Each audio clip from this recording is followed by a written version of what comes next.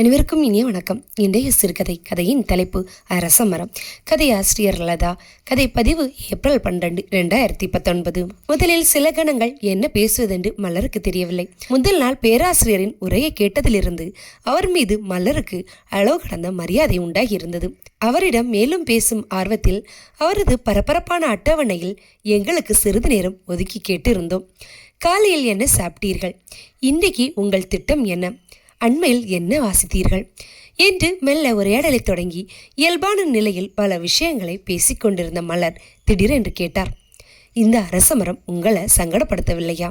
ஒரு கட்டில், அதை சுற்றி 3 அடி இடைவெளி, நாற்காலியுடன் கூடிய குட்டி மேசை, மிக சிறிய குளியல் கழிவறை, பொருட்களை வைக்க ஒரு சிறு அலமாரியுடன் இருந்த அந்த அறையை 3 ஸ்டார் ஹோட்டல் தகுதியுடையதாக்கி கொண்டிருந்த வாசலை பார்த்திருந்த சற்று பெரிய ஒற்றை ஜன்னல். ஜன்னலை முழுவதுமாக ஆக்கிரமித்திருந்தது அரசமரம்.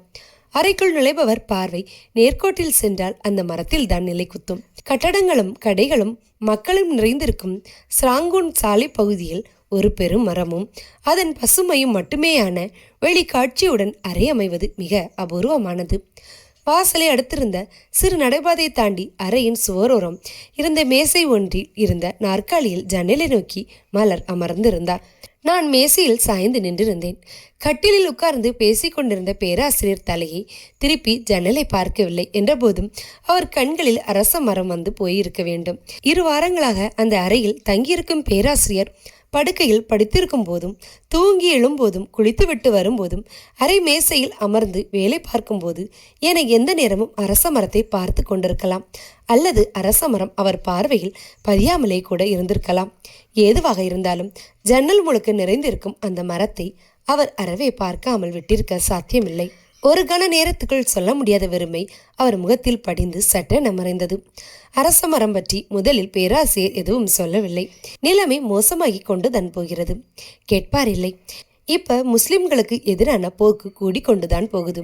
யார் கேட்கிறது என்றவர் தனக்கேயுரிய மென்மையும் கிண்டலும் நிறைந்து சிரிப்புடன் தொடர்ந்தார். போர் முடிஞ்ச பிறகு இராணுவத்தினரை முக்கியமான வேலைகளை ஒன்று எங்கெல்லாம் அரச மரம் காண கிடக்குதோ அங்கெல்லாம் ஒரு சுத்து சுவரை கட்டி புத்தரை கொண்டு வந்து வைக்கிறது தான். வரலாறு, வாழ்க்கை, நம்பிக்கை எல்லாத்தையும் சல்லரிச்சு கொண்டு நிறைய அரச மரங்கள் வளருது. புத்தரின் புன்சிரிப்பு பயமாக தான் கிடக்குது என்றார். பக்கத்தில் நின்று பார்வையை விட தூரத்திலிருந்து சன்னலூடை பார்க்கும்போது பரந்த ஆக்கிரமிப்புடன் சலசலத்து கொண்டிருந்த அரசமரம். அரசமரத்துக்குரிய சிறப்பு இதுதான். மரத்திலும் அதன் தடிமனான கிளைகள் எல்லாம் இலைகள் நிறைந்திருக்கும். காற்று வீசும்போது சிறிய கெட்டியான காம்பில் நிற்கும் இலைகள் மட்டுமே அசையும். பார்ப்பதற்கு சன்னமான கலகலவென்ற ஓசையுடன் கம்பீரமான பேரரசி. முகத்தில் சிறு அசைவும் எழுப்பாமல் தலைமுடியை மட்டுமே சிலுப்புவது போல இருக்கும். 1980களுக்கு முன்னர் நீர் கொழும்பில் பிறந்து வளர்ந்த எல்லோருக்கும் பிள்ளையார் கோவில் எதிரே இருந்த அரச மரத்தை தெரிந்திருக்கும். அரச மரம், அதன் பின்னால் இருக்கும் YMHA கட்டடம் இரண்டுமே ஊர் மக்கள் எல்லோருக்கும் சொந்தமானது. அரச மரம், அதற்கு பின்னால் இருக்கும் YMHA கட்டடம் இரண்டுமே ஊர் மக்கள் எல்லோருக்கும் சொந்தமானது. இன, மத, மொழி, வயது பேதம் எதுவும் அந்த மரத்துக்கு இல்லை. அதுவும் பக்கத்தில் இருக்கும் விஜயதரத்தினம் இந்து மகா வித்தியாலயத்தில் படித்த மாணவர்களுக்கு அன்றைய நாளில் அந்த மரம் ஒரு பெரும் துணை. நீர் கொழும்பும் கரையோர நகரம் என்பதால் அங்கே மீன் பிடிப்பவர்கள் அதிகம். அந்த மக்கள் பெரும்பாலும் கிறிஸ்தவர்கள். அதேபோல் வசதி படைத்த வர்க்கர்களும் காலனித்துவ கால வீடுகளில் வசிக்கும் மேட்டுக்குடி சைவ பௌத்த மக்களும் பல நிலைகள் இருந்த முஸ்லிம்களும் அப்போது அங்கு வாழ்ந்தனர். அதேபோல் வசதி படைத்த வர்க்கர்களும் காலனித்துவ கால வீடுகளில் வசிக்கும் மேட்டுக்குடி சைவ பௌத்த மக்களும் பல நிலைகளில் இருந்த முஸ்லிம்களும் அப்போது அங்கு வாழ்ந்தனர். மேலும் இந்திய தமிழர்கள், ஸ்லோன் செட்டியார்கள், மலாய்க்கர்கள், ஜவார்கள் ஆகியோர் இந்தியர்கள் என்று பல இனத்தவர்களும் குடியிருந்தனர். எல்லா தரப்பையும் சேர்ந்த தமிழ் பேசும் பிள்ளைகள் விஜயதரத்தின் படித்தனர். 1ஆம் வகுப்பு முதல் 12ஆம் வகுப்பு வரை படிக்கும் எல்லா மாணவர்களும் வெள்ளிக்கிழமை காலையில் அரசமரத்தை தாண்டி பிள்ளையார் கோவிலுக்கு சென்று சிவபுராணம் பாடுவோம். என்னுடைய வகுப்பில் படித்த கிறிஸ்தவ முஸ்லிம் பிள்ளைகளும் சிவபுராணம் பாடாவிட்டாலும் வெள்ளிக்கிழமை உலாவில் கலந்து கொள்வார்கள். கோவிலிருந்து திரும்பும்போது இளஞ்சிவப்பு நிறத்தில் இருக்கும் அரச இலை கொழுந்துகளை எப்படியாவது பறித்து கொண்டு வந்து விடுவோம். அதை புத்தகத்துள் பத்திரப்படுத்தி யாருடையது வாடாமல் வதங்காமல் பாடம் பண்ணப்படுகிறது என்று நாங்கள் போட்டி போட்ட காலத்தில் போராட்டமும் முறுக்கமாக அடைந்திருக்கவில்லை. போரின் துயரங்களும் கொடூரமும் தாக்காத மென்மையான அரச இலை தளிர்க்காகவே அப்போது குழந்தைகள் இருந்தன. அந்த அரசமரத்தடியில் ஒரு நாகர் இருந்தார். அவருக்கு தினமும் பூசை நடக்கும். பூஜை வைக்கும் மரமாக இருந்தாலும் மரத்தை சுற்றி கட்டப்பட்டிருந்த குந்து பொது திண்ணையாகவே இருந்தது. அங்கே பிச்சை எடுப்பார்கள், விளையாடுவார்கள், காதல் செய்வார்கள், வெயிலிலும் ஓய்வெடுப்பார்கள். என்னென்னவோ நடக்கும். கொலை கூடவும் நடந்திருக்கிறது. மாதா கோயில் பக்கத்தில் குடியிருந்த ஒருவர் விஷம் குடித்துவிட்டு அங்குதான் செத்து போனார். எத்தனையோ கதைகள் இருந்தாலும் எங்கள் ஊர்க்காரர்களுக்கு, முக்கியமாக கடற்கரை தெருக்காரர்களுக்கு எல்லோருக்கும் மிக அந்யோன்யமானதாக இருந்தது அந்த அரசமரம். பள்ளிக்கூடமோ டான்ஸு டியூஷன் வகுப்புகளோ கோயிலோ மாதா கோயில் திருவிழாவோ எங்கே போவதென்றாலும் அரச மரத்தடியில் கூடி அங்கிருந்துதான் கிளம்புவோம். மரத்தடியோடு பஸ் ஸ்டாண்டுக்கு போகும் ஒழுங்கை ஒன்று போகும். அரச மரத்திலிருந்து வலது பக்கமாக கொஞ்ச தூரம் போனால் காளி கோவில், தேவாலயம், பிறகு கடைசியில் மயான சந்திப்பில் கடற்கரை சாலை முடியும். இந்த பக்கம் மாரியம்மன் கோவில், பள்ளிவாசல், பிறகு வட்டச்சாலை, அதை தாண்டினால் மேற்சந்தை, பிறகு கடற்கரை வந்துவிடும். நீர் கொழும்பு கடற்கரை வீதியில் கம்பீரமான தலைவன் போல கிளை விரித்து நின்றிருந்த அந்த மரத்தில் எழுதப்படாத ஏராளமான வரலாறுகள் பதியப்பட்டிருந்தன. இன்னமும் நினைவு இருக்கிறது. 1981 தமிழ் மக்களுக்கு எதிரான தாக்குதல்கள் அந்த ஊரில் தீவிரமடைந்த போது அரச மரத்தடியை தாண்டி கலவரம் வரவில்லை. அப்போது அமைதி கொடி ஏந்திய அரச மரமும் அடுத்து வந்த ஆண்டுகளில் வெட்டு, கொலை, எரிப்பு எல்லாவற்றுக்கும் சாட்சியாக நின்றது. அந்த மரத்தடியில் போராட்டத்துக்கு எதிராக கருப்பு கொடி தூக்கினார்கள். போராட்ட ஆள் சேர்ப்பு நடந்தது. எத்தனை இருந்ததென்ன, கடற்கரை சாலை விரிவாக்கப்பட்ட போது நாகரை பிள்ளையார் கோவிலுக்குள் கொண்டு வைத்துவிட்டு பல நூறு ஆண்டுகளாக வேறு வெட்டி கிளை விரித்திருந்த மரத்தை சரித்து விட்டார்கள். மரத்தை வெட்டுவதும் லேசாக இருக்கவில்லை. இன்னமும் ஞாபகம் இருக்கிறது. 1986 மே மாதம் முதலில் நடேசன் தான் மரத்தை வெட்ட போனார். வெட்டத் தொடங்கியதுமே மரத்திலிருந்து பாம்புகளாக வரத் தொடங்கவும் பயந்து என்னால் முடியாது என்று வந்தவர் படுக்கையில் விழுந்து விட்டார். மரம் வெட்டுவது அவருக்கு வாழைப்பழம் முறிப்பது போல. அவரே முடியாது என்றதும் பிறகு பெரிய மிஷன்களை கொண்டு வந்து வெட்டினார்கள். மரத்தடியில் ஒரு புத்தர் இருந்தார். ஒருவேளை மரத்தை அப்படியே விட்டுவிட்டு அதை சுற்றி வட்ட பாதையோ சாலையோ சந்திப்போ அவர்கள் ஏற்படுத்தியிருக்க கூடும். என்ன செய்வது? புத்தரை பற்றி யாரும் யோசிப்பதற்கு முன்னர் காரியம் நடந்துவிட்டது. மரம் வெட்டப்பட்டதில் ஊர்க்காரர்கள் எல்லோருக்கும் ரொம்ப வருத்தம்.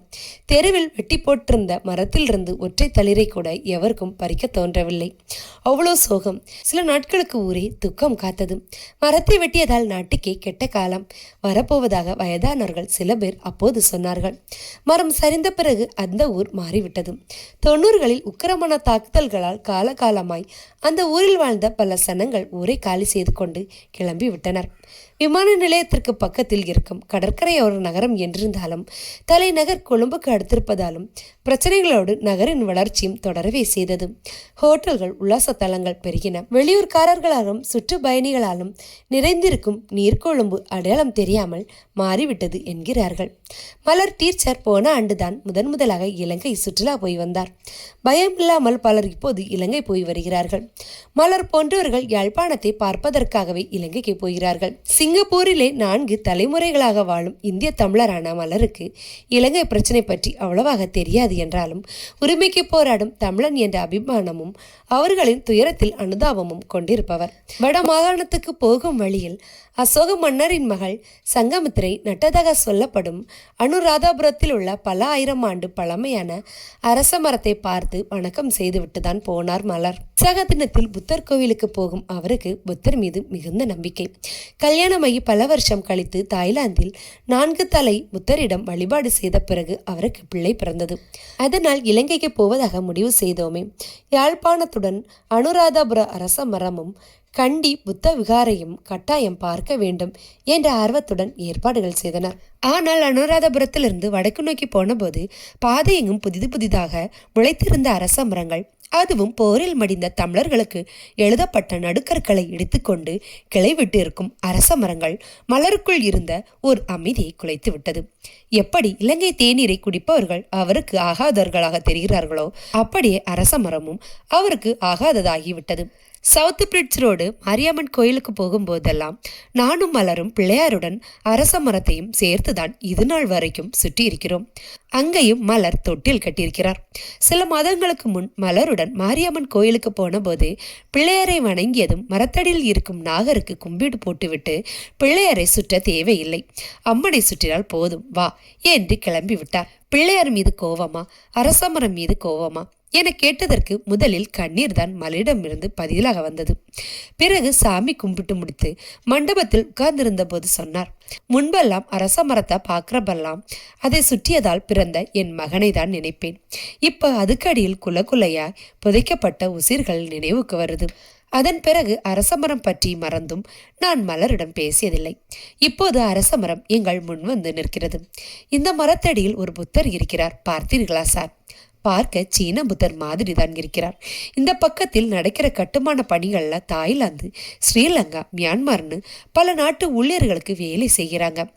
அவங்களோ அல்லது சுற்று வட்டாரத்தில் குடியிருப்பவர்களோ இந்த புத்தரை வச்சிருக்கலாம். யாராவது ஒருவர் தொடங்கி வச்சா போதும். பிறகு ஊதுபத்தி, பூ, பழம், படையல்னு தன்னால தொடரும் என்று சன்னலுடைய அரச மரத்தை பார்த்தவாறே பேராசிரியரிடம் மலர் சொல்லிக் கொண்டிருக்கும் போது வாசல் நின்ற பணியால் அதை சுத்தம் செய்ய மீண்டும் அனுமதி கேட்டார். நாங்கள் வந்திருந்து 4-5 தடவை கேட்டு விட்டார். சரி செய்யுங்கள் என்று அவரை உள்ள விட்டோம். 20கள் மதிக்கத்தக்க அந்த பெண் பார்ப்பதற்கு இந்திய நாட்டவர் போலிருந்தாலும் அவரது பாவனைகள் இந்தியர்கள் என்று உறுதியாக சொல்ல முடியாததாக இருந்தன.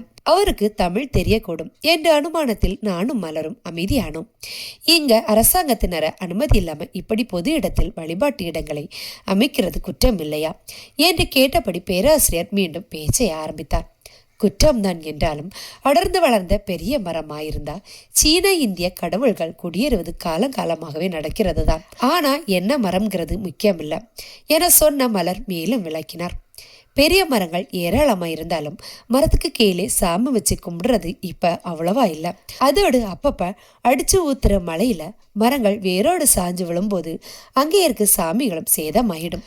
அப்படிதான் போன வருஷம் ஒரு மலையில் தேக்காவில அப்பர் வேர்ல்டு ரோடு முனையிலிருந்து ஒரு பெரிய மரம் வேரோடு சாஞ்சிச்சு. அந்த மரத்துக்கு கீழே ரொம்ப காலமாயிருந்த சீன சாமி அதில் சேதமாயிட்டார். மரத்தடி சாமி 4 நம்பர் கொடுக்கிறது போன்ற அற்புதங்கள் செய்தால் ஏதாவது ஒரு காரணத்திற்காக அவரை அங்கிருந்து அப்புறப்படுத்த வேண்டியது வந்தாலும் எப்பாடு பட்டாவது அவரை பாதுகாப்பார்கள். வேறு மரத்தடியில் கோயிலில் அல்லது எங்காவது குடியேற்றி விடுவார்கள். மலர் சற்று நிறுத்தியதும் மெத்தை உரையை மாற்றிக்கொண்டிருந்த அந்த பெண், இந்த ஊருக்கு வந்து 4 வருஷத்திற்கு பிறகு இப்பதான் என் கண்ணில் அரச மரம் பட்டிருக்கு என்றார். கைகள் வேலையில் ஈடுபட்டிருந்தாலும் அவரது கண்கள் லேசாக மூடியிருந்தன. கனவுலகத்தில் இருப்பது போல எங்களை பார்க்காமலே தன்பாட்டில் பேசினார். அரச இலை பார்க்க அமைதியாக இருக்கும். நாங்கள் எல்லாம் அரச இலை பறிச்சு புத்தகத்துக்குள்ள வச்சுக்குவோம். நான் புக்கு மார்க்கா வச்சுக்குவேன். பச்சை இலை வாசனையும் எனக்கு பிடிக்கும், வாடி நிலை வாசனையும் பிடிக்கும். எங்க நாட்டுல நிறைய அரச மரம் இருக்கு. அந்த மரத்துக்கு கீழே உட்கார்ந்தா தாய் ஏக்கம் வரும் என்று சொல்வார்கள். அந்த மரம் அப்படி ஆறுதலாயிருக்கும். நீங்க எந்த நாட்டுல வந்திருக்கீங்க அம்மா?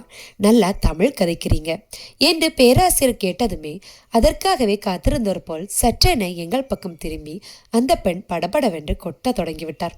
பர்மா, மியான்மர், நாங்க தமிழ் நல்லா பேசுவோம், படிப்போம். தமிழ்காரங்க தான் நல்லா படிக்கிறவங்க, கஷ்டப்பட்டு உழைக்கிறவங்க. ஆனா எங்களை மதிக்க மாட்டான். யூனிவர்சிட்டியில இடம், நல்ல வேலை எதுவும் கொடுக்க மாட்டான். அந்த நாட்டிலே பிறந்து வளர்ந்தாலும் தோல் பார்ப்பான். உங்களுக்கு அரச மரம் பிடிக்குமா? மலர் இடைமறித்தார். சூலியா, அதான் நாங்களுக்கு தான் ஆகாது. இந்த வீட்டு கோயில் புத்த வீட்டு சாமிம்மாங்க. அங்கு அரச மரத்துக்கு கீழே பிள்ளையார் இருக்கும், சிவன், முருகன் சாமிகளும் இருக்கும். அமைதியா சிரிச்சபடி புத்தர் நிறைய இருக்கும். இடவசதி இல்லாமல் இருந்தா சின்னதா ஒரு மேடை கட்டியிருப்பாங்க. அரச மரத்தோடு பெரிய புத்த கோயில எல்லாம் கட்டியிருக்காங்க. முன்ன இல்லாம் இப்படி இல்லை, அங்கங்க கொஞ்சம் கொஞ்சம் இருக்கும். இப்பதான் ரொம்ப மோசமாயிடுச்சு. மூணாங்க தான் ரொம்ப பாவம், அவங்களுக்காகத்தான் ரொம்ப கஷ்டம். எலெக்ஷன் வருது, இனி என்ன நடக்க போகுதோ இயேசுவே என்று சிலுவை போட்டபடி அழுக்கு துணிகளை எடுத்துக்கொண்டு அந்த பெண் வெளியில் நடந்தார். சன்னல் அருகே சென்று அரச மரத்தை சிறிது நேரம் பார்த்து கொண்டிருந்தார் பேராசிரியர். பிறகு சொன்னார், இந்த புத்தர் சிரிக்கவே இல்லையே.